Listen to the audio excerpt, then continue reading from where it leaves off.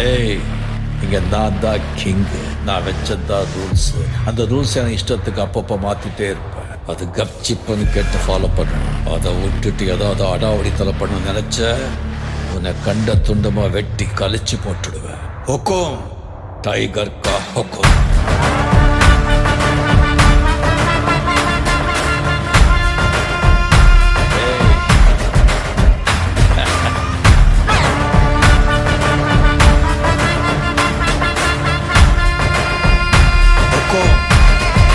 Tiger கா ஹுக்கும்.